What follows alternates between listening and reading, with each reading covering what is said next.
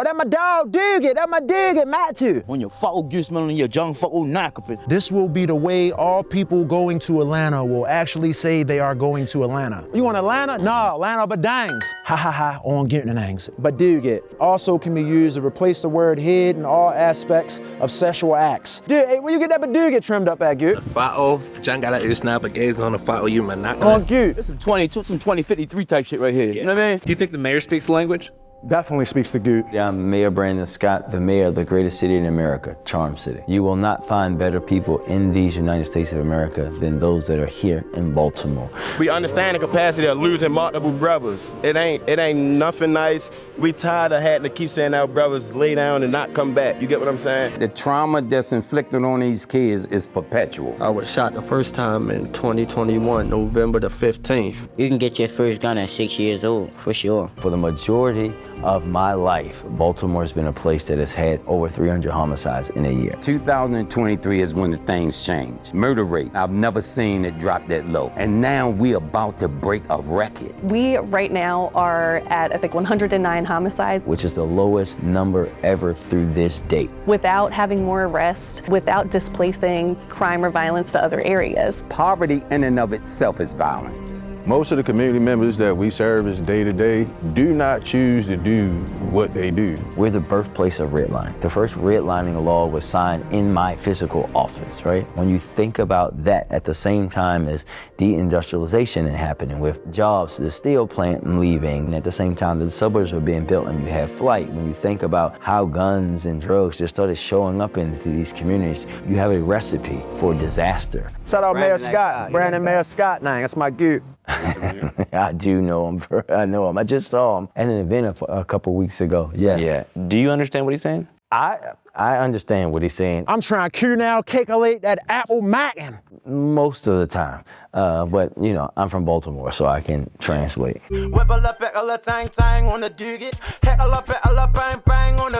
Right now, it's supposed to be the safest year in Baltimore history. Have y'all noticed a big change? Yeah, it has earned down a little bit, Goot. Hey, Goot, give me some of this white culture, Goot. Sound man.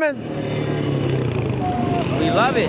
I can be mad, I want to ride. I ain't mad, I still want to ride. On the spectrum between positive and negative, where do y'all see like all the bike life stuff? I feel like it's positive because like you're a young person, like young people want to have fun. That's having fun, riding dirt bikes. You ain't out here doing some whole dumb stuff on the block selling drugs, you feel me? You riding a bike. Like you can get sponsored, you get hella sponsorship, start your YouTube channel. Driving, I ain't tripping. I got right back in that gym. Had like nothing even missing. There's hella shit you could do with a dirt bike. I'ma get it one day. It's the biggest in the city right here, like the biggest Goot. Already good, This is a lot of good energy flowing through. Yeah. I'm on Matt T. Hey, what's up, my Goots? Andrew Callahan here, Channel 5 News, reporting live from Baltimore, Maryland. You ever notice that news overall is inherently negative? I noticed that too. Maybe it's because humans have an inherent negativity bias and are more than twice as likely to engage with content that markets to either crisis or disaster. And because media organizations and social media platforms are for-profit corporations in competition who measure success through engagement and are incentivized to create content or push algorithms that create cortisol release in viewers and or users to keep them engaged for longer, which is most easily done by deploying micro-traumatic digital imagery, which first requires a keen understanding of your target demographic. Once you know what scares your audience, you can print cash from their eyeballs by scaring the shit out of them. And it's for this reason that on social media and on TV, when good things happen, you almost never hear about them. After all, why would you? It makes no money for the platforms. Good news travels slower than a Galapagos tortoise off a perk 30 in a snowstorm. We're trying to chase the racks here, dummy, on a jiggle-a-dooget, which brings us to Baltimore, a city once perceived as being hopeless with a reputation for gun violence, decay, drugs, and disorder. But nowadays, things are looking up for the Charm City. Since Mayor Brandon Scott was elected back in 2020, homicides have gone down by 54% in a way that even the local news station, which is ran by a band of Baltimore-bashing barbarians, colloquially known as the Sinclair Broadcasting Company, is having a hard time spinning for the worse. But they're trying. Despite links between criminal activity and the Safe Streets program, Mayor Brandon Scott and the rest of City Hall continued to stand by the violence intervention program. Part of Sinclair's issue is that despite the declining murder rate, there are less beat cops on the streets of Baltimore than ever. For the most part, they've been replaced by a cohort of city-employed, formerly incarcerated men and women from the hoods of Baltimore who compose a violence intervention team called the Safe Streets Group, who have several offices around town and a 24/7 tip hotline where if you're from Baltimore, you can call in when you feel that a situation is escalating but you don't want to call the cops. But is there any situation where you might feel like, all right, I've hit a wall, I gotta call 911? No. No. Get the hell out the way. So the first thing I'm gonna do is I'm gonna call whoever I feel got the best relationship with that individual. Bro, you might need to go down there and holler at your people. Their work is dangerous. They are in communities on the front lines using their credibility to get people to not resort to using guns to solve their conflicts. They don't have body armor. They're not carrying weapons. They are out there with their credibility. We're not just calling each other. We might know one of the parents. We might know one of the brothers. We might know the pastor, the teacher. We know somebody in this neighborhood who knows that person. Yeah. And we're just gonna keep working those angles until the situation is dead, or, you know what I'm saying, like, until we can't go anymore. We never just come to a place where it's like, okay, it's time to call the police. It's a billion people to call. It's a billion things to try before we have to take that avenue. And that's so important to us because of our trust with the community. They don't look at us as the police. They don't expect us to operate like the police. So that's not what the type of image we want to give them. Well, I did have a reporter ask me a few weeks ago from a Sinclair station if one of my Safe Streets workers was a Crip because he had on a blue hat. That might be the dumbest fucking question I've ever gotten in my life. The reporter who had on a blue suit, by the way, so I guess he was a Crip too. This is him in a blue suit. How'd you respond to that question? Very eloquently. We did tell him it was the dumbest question he ever asked, but then I posted on social media the question that he asked, and then laid out to him, while tagging him, every single school in Baltimore that wears the color blue, and asking, like, should they all change their colors and their uniforms because you think that anybody that's black in this town that wears blue is a Crip? And then asked him, was he a Crip because he had on a blue suit? Mayor Scott's Safe Streets team is just one part of the picture. The other side relates to the urban outreach and youth mentorship programs, which are equally important.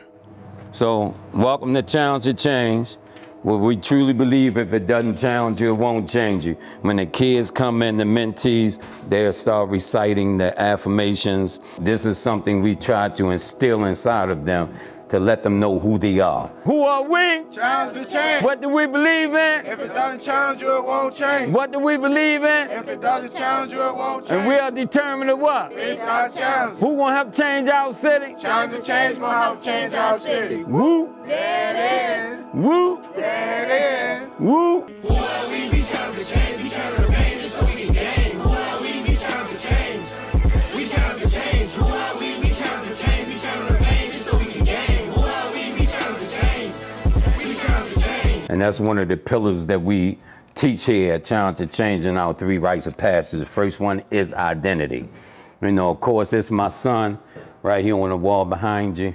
He got murdered in 2013 as a result of gang violence and all. He got caught up in the gangs. Me serving 25 years of my life in and out of prison, left him out here, which is happening throughout major cities. The fathers are going to prison, leaving their sons and daughters out here. And he happened to be one of the first funerals I ever preached in my life was my son. When the father's absent, like, so much stuff take place because he's the pillar of the home.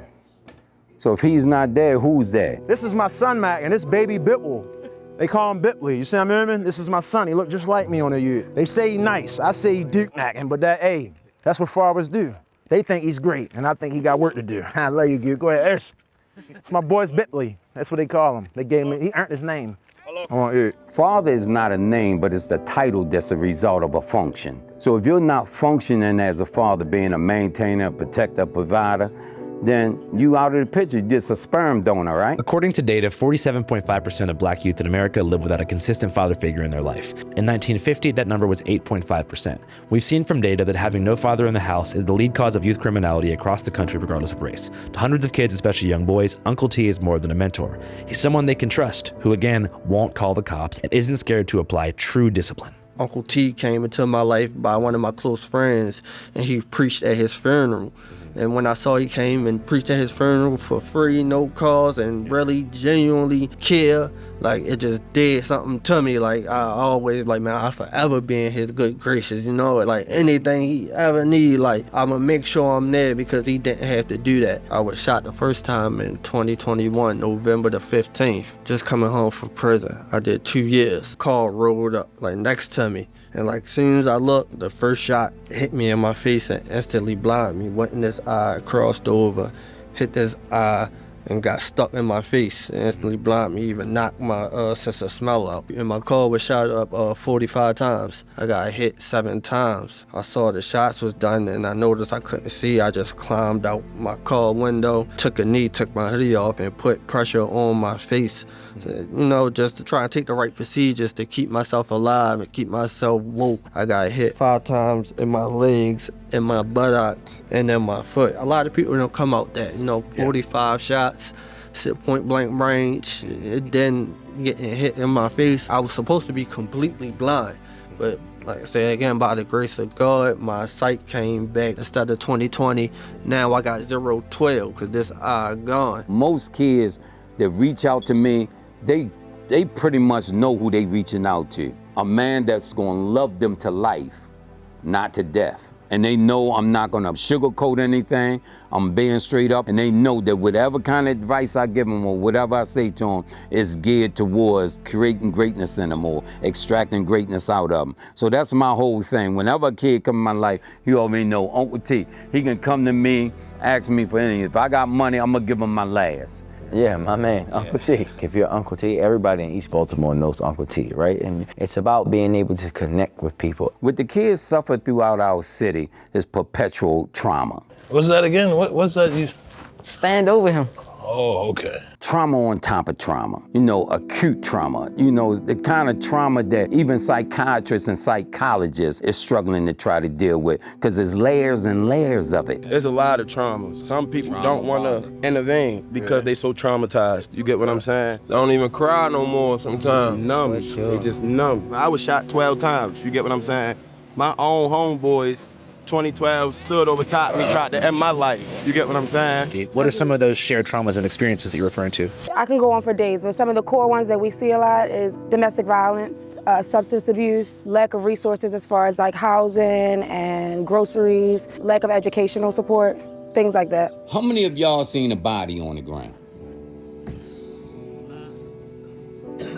How many of y'all know somebody close to y'all that got killed? How many of y'all went to funerals of people, y'all never even put your hands down, man? And because of, like I say, the direct trauma that these individuals always encounter, lashing out on others really becomes second nature. You can get your first gun at 6 years old, for sure. How does a 6-year-old get a gun in Baltimore? I mean, it's easy. It's super easy. Probably by your brother. I came into his life 2 years ago, going on 3. He was a little menace around here. There's not a gun you can ask him about he don't know about. Always carried guns, right? One day, you tell him what happened. I seen him walking up the street with all these brothers for real. They was talking to me, they had gave me a lot of money and stuff. I went home, busted down with my peoples for real. He had told me to come back later on to come see him for real, boom. I came back later on that day, had a gun on me. All the older dudes, they was showing me all the bad stuff, showing me the wrong routes. He was like, you risking like what's going on. He said like, you gotta take it off of you. I wasn't taking it off me. I goes back, I tried going to alley somewhere and tuck it some more, thinking I was slick. I come back, he checked me again, he still found it for real. He hollered at me, he like, you still bring it back for real. Took me to the water, I had to throw my gun for real. I ain't want to do it. I told him I wasn't doing it at first, but he had hold me, he like, I got you, like I'm riding behind you, like, once you throw this gun, I'm with you all the way. Like, you gotta let it go. So I let it go, and now we here. And now, this my gun, you heard me. This my switch. When I had a flash on there, it's definitely gonna blind you, like I'm telling you, like, boom, you heard me. On my free time, I go downtown and hustle. I be like, how y'all doing? I'm a young photographer, and I take pictures for $10 a piece. Would y'all like to support me? And I tell them that I got a deal for 5 for $25. That's a pretty good deal. I would do it. Yeah. Yeah, we'll hire you for a little photo shoot if you're down. See, no more, definitely. This is Baltimore Noel's Italian house. Yeah, the one and only. I'm gonna give it a 10 out of 10. That's my big brother. He said he gave it a 10 out of 10, y'all. Let's get it up. Strong young man right here, man. He got a little more journey to go, man. I just want him to stay focused for real. He already so farther than a lot of He did older a piece on him because he was out of school for a whole year. I took him up at the Board of Education and demanded they get him back in school. He got back in school. The first quarter, he brought How many certificates you brought? Yeah, He brought them to the About like 6 certificates. Then I made then I got like 6 more. And how many people watched that post? 9 million. Oh man, you just came from school. The giddy up, okay. Oh, what you got? Man, look, y'all get it up, y'all. Get it up on y'all. Don't play with that, bro. Yeah, don't give that money, y'all. Give that money. Don't play with him. That's big. The giddy up. Yeah, the giddy up. 9 million people watched that post because they were so proud of his accomplishment and his achievements. He's a big example for other young people in the neighborhood to look up to and say, if Ma did it, I can do it. Yeah, he is the one. Yeah. The one. The poster child. He the poster child. And I'm going to do everything in my conceivable power to push him into his greatness. The way that gun violence happens now has evolved. This isn't the 1990s, right? This isn't things that's like, oh, it's gang violence. They're getting close to arresting the leaders of the so-called shotgun bandits. Only nationally, only 11% of homicides are connected to gangs. So if you went out and solved all of those, the majority of them would still be happening because most of the things that are happening are basic human conflict. And what our Safe Streets Violence Interrupters do is intercede in that. As I mentioned, the Safe Streets program is only controversial due to the fact that they're not cops and are mostly convicted felons, but ironically, it's that credibility of being behind the wall and now outside that allows them the access to intervene in a way that leads to actual resolution. When's the last time you broke up a fight? Honestly, last night. Most of the violence now is the kind of stuff that you and I just discussed, that we're talking about interpersonal violence is driving gun violence around this country. And it's past time that we actually start to talk about that because it's a lot harder to intercede into those kind of things than it would be some rival drug war back and forth because we still have that, but it is not the driving force of what's happening on our streets anymore. How many incidents do you think spawn from a disagreement between two people about a girlfriend or a boyfriend? A lot of them. That's 90%. A lot of them. That's a big majority. That's 90% of the situations that transpire in this community at least. What's the main kind of immediate help that you find people need most often? Rental assistance, eviction prevention, and always, substance abuse and mental health. The rental assistance and eviction prevention are two of the biggest things that we suffer from in this community. It's a lot of families facing being put out because rent and being spiked and all that, but nothing in the economy spiked with it. So we got people that's just forced to pay more for less, and of course that pressure a lot. So our focus is trying to help people from losing their places to sleep, which that's definitely going to then lead to more violence and other things, depression and everything. Aside from providing guidance to the at-risk youth of the city, participating in outreach programs is also therapeutic to a whole cohort of formerly incarcerated people who've been released and are looking to make things right and give back. I was recently released from prison on October the 3rd. I had to serve 18 years in prison. I used to sell drugs right on this corner growing up. That's a parasitic behavior. You know what I'm saying? We take so much from our community and never get back to it. But I turned my life around while I was in prison. Come over here and assist Uncle T in whatever way that I can dealing with the youth on this side of town as well. Because I feel like it's imperative that I come over and try to fix a community that I tore down growing up. I was gone since I was a kid. And I'm 37 years old now, man. It just felt good to finally walk out those doors as a free man. First thing I did was drive to my daughter's school and surprise her. How'd she react to that? It blew her mind. She was shocked. Hey, girl!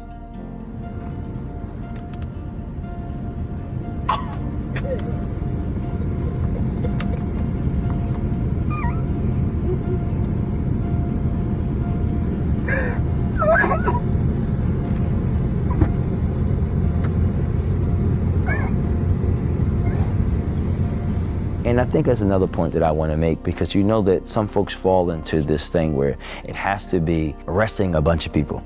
That's never been the case. If you look at 2004, the city of Baltimore had 278 homicides that year. In a city of roughly 600,000, they made 91,000 arrests. Last year, we had 201 homicides. We made 15,000 arrests. Significantly fewer homicides with significantly fewer arrests because it's never been about how many people, it's who and for what.